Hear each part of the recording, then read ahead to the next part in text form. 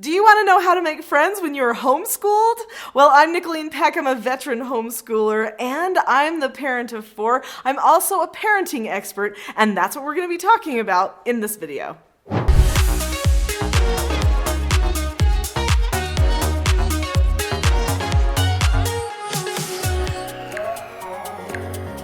So whether your family is social, like the Peck family is, or not as social, it is important to have social interaction as a homeschool family. And maybe you're feeling that. In fact, statistics show that a family who tries to homeschool without knowing any other homeschoolers usually can't last at homeschooling for longer than 4 years. You've just got to have interaction with other people. Moms and dads need the interaction, and so do the children. In this video, I'm going to share multiple ideas for how you can make friends as homeschoolers, and if you stay with me to the end, I've got a fun bonus for you that will take this homeschooling friend thing to the next level. Now, if you're new to homeschool or you're wondering, are my children going to have friends? Don't worry. There are so many ways that you can make friends and that your children can have the social development that they need to have a rich and happy childhood. I know because I've had foster children who all had to go to the public school, and I've had my own children be homeschooled all the way through their educational journeys, and guess what? The children that were homeschooled turned out to be much more social, had way more friends and social interactions, and were just generally more socially successful. My first idea for you is probably pretty obvious, but you can join a homeschool group or community. So if you go online, sometimes you can type in your town and then type in homeschool, say into Facebook, and there might be a group out there that you could ask to join. So start looking for groups. There's also websites online that tell about different conferences in different areas. They give contact people who might link you in to certain groups in your town or your city. So there are ways to find out where the people are if you're not sure where to locate them. So find one of those Facebook groups or other groups or websites and then get involved in a co-op or Commonwealth or homeschool group that's gathering for things on a regular basis. When my children were young, we were part of a great homeschool group that got together for things like Valentine's parties and Halloween parties and Christmas parties, but we also did science fairs and entrepreneurial fairs and talent shows and different things. It was so much fun. And truly, some of my children's best friends were results of those homeschool co-ops and commonwealths that we were part of during their upbringing. Another option you have is sporting teams or dance groups. So my children all did things like that, and there's other children there. They may not be a perfect match, but you might find one child in that group who is someone that your child really identifies with and gets along with. So don't rule out those as options as well. So join swim teams, join soccer groups and dance clubs. Don't overdo it though, because you don't want to have car school. You want to have homeschool and then an occasional event. In fact, sometimes some of the best things to do are to start events of your own. So start a book group where you invite multiple families over. That leads me to my next tip. You'll want to make friends with full families. Don't focus on your child just having another child the same age. That's not really what it takes to have a friend. A friend can be any age. In fact, some of the best friends you have are ones that aren't your same age. Think of your siblings. Shouldn't they be your best friends? Or some of them? If not, could it be that at a formative time in your life, you turned your direction out of the home toward other people instead of turning it in the home? As a parent, I decided my children were going to be best friends with each other. And if they ever said, "Mom, I won't have a friend at that party," or "I don't have a friend," then I would always look at them and say, "Oh yes, honey, you always have a friend. I birthed you friends." Then I know some people maybe have only one child and they don't have siblings in the picture, but there's cousins, and you know what? There's you. You can always be there for the child to have someone to socially interact with if there isn't someone else around. But hopefully you'll be teaching them how to step out of their comfort zone at some of these activities so that they're meeting people. So make friends with full families. This is important. When you have a friendship with a full family, then your children have relationships and friendships with children of varying ages. This makes them very adaptable socially. They can communicate with children younger than them, children older than from them, even with the other adults that are always there at social events. So often parents put their children together and then walk away and do their own thing. But homeschool parents are usually a little bit different. They gather together in groups of families and all of the children interact with each other. This means the older children have to have patience with the younger children because they don't have the same abilities that the older children have.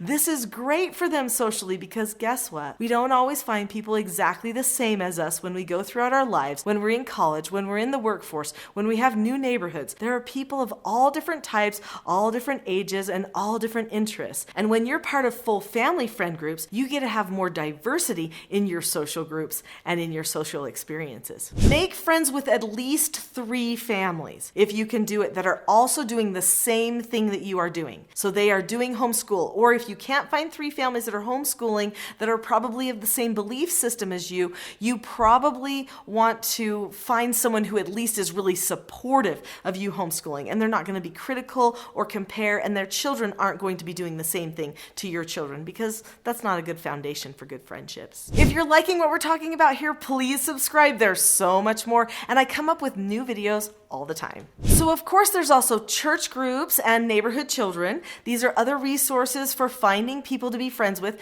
but don't be picky on age. They don't have to be the exact same age, just like I mentioned before. You know, when my children hit age 11, me and my husband each decide that it is mom time to train the girls and dad time to train the boys. We need to train them to be men and women, which means we need to enrich their social environment. So during these times and all the way up through their teen years, we usually take on projects with them or join adult groups. This started with my oldest son when he was 10 years old, actually. He wanted to be part of singing barbershop. So he convinced his dad to try out for an internationally ranked barbershop singing group.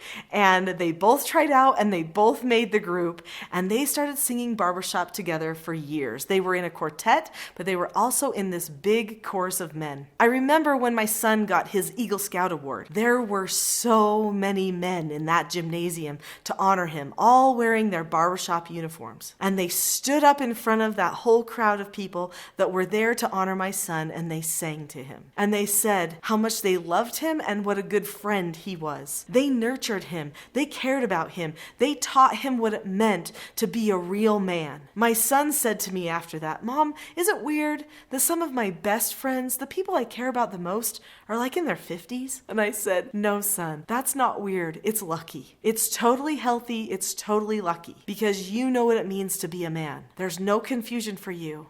They've shown you. Follow their examples." Age should not be a factor. At the same time, keep things appropriate, right? We don't have 7-year-old girls and 15-year-old guys being close friends. That would not be appropriate, right? Keep things appropriate, but let's not be so picky about age. We can learn from all the people that we're around. Another option for gaining friends is homeschool conferences. If you've never been to a homeschool conference, that's a great place to bring your older children so that they can meet people. We attend a lot of homeschool conferences because I'm always speaking at homeschool conferences, and I get a youth ticket for my children so that they can go to some of those classes and maybe talk to people and meet people. Now, in order to do that, they have to learn how to step out of their comfort zone and introduce themselves to somebody else. It's really easy to make a friend. You just say, "Hi, I'm Nicolene, and I'm from this place, and where are you from?" And, that kind of thing. "What class have you liked so far? Did you like this?" That's all you have to do to start making a friend. And then soon you're walking with each other down the halls, sharing stories and comparing things that inspire you. And that's probably one of the most important aspects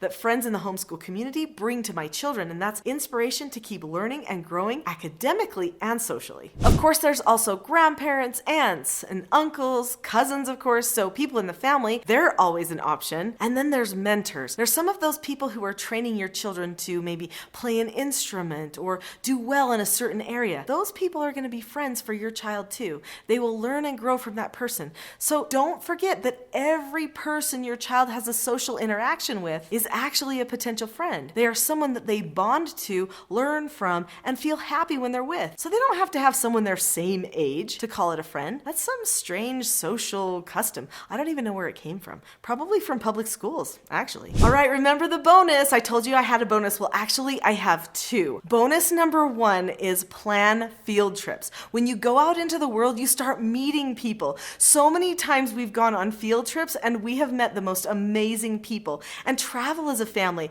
My children have homeschool friends and friends that aren't homeschooling all over the world because of the places that we've been and the conversations that we just happen to strike up on a ferry, on a subway, on an airplane, wherever we happen to be. Bonus number 2 is something that my children love, and that's having parties. Now, maybe you're not a real party-ish family, but have a youth night or something at your house. Invite other youth, even if they're not homeschooled, into your home to do something cool. And you know what? As a parent, kind of get involved, especially when they're young. If you're going to teach them to play Foursquare or to play volleyball, get in there and do it with them. Have fun. And those children will think that somehow that social event at your house was just way more fun than other ones that they've been to. It's amazing how much the parents can carry the energy of a budding social group until that group really gets established and can handle things on their own. We've done improv nights, we've done fun games and silly like chef competitions and stuff like that, and it's been a lot of fun. So start planning parties, social events, youth nights, maybe even book discussion groups that you can do with your family so that everybody looks forward to having some fun, and you're there to make sure that social interaction goes right so that they can duplicate it in the future. If you've enjoyed this video, I know you're going to love the next one, which is called How Does Homeschooling Affect Getting into College? There really are quite a few things that you might want to know about helping your child prepare for college, and even if they don't want to get into college, I think some of the tips coming up in that video could benefit your homeschool experience.